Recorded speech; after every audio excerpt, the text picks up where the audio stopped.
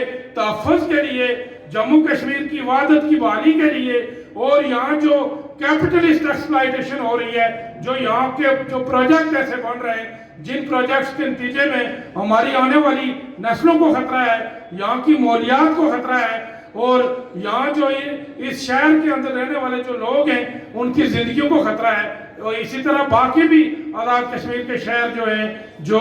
Climate کا سب سے بڑا اس وقت ایشو پیدا ہو چکا ہے، آپ سارے دوستوں کے سامنے ہے، تو ہم یہ سمجھتے ہیں کہ یہ اب ہماری سروائیول کی لڑائی شروع ہو چکی ہے، اور اس سروائیول کی لڑائی کے اندر ہمیں ایک بڑی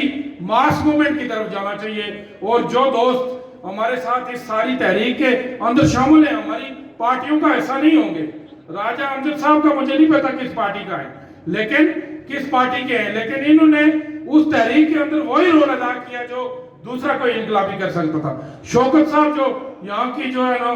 تاجروں کی تنظیم تھی، اس کے اندر ان کا بڑا رول تھا۔ اس وجہ سے ہم یہ سمجھتے ہیں کہ ہمیں ایک براڈر ڈائیلاگ کی طرف جا کے جو لوگ یہ سمجھتے ہیں کہ اس وقت جو ہے اس نظام سے نکل کے باہر نکل کے اس ریاست کے تحفظ کی لڑائی لڑنے کی ضرورت ہے، یہاں کے لوگوں کے حقوق کی لڑائی لڑنے کی ضرورت ہے، اس ریاست کے وحدت کے جو ہے آگے بڑھانے کی لڑائی لڑنے کی ضرورت ہے، اس کی بحالی کی لڑائی لڑنے کی ضرورت ہے، ان سب کو ایک پلیٹ فارم پہ آنا چاہیے۔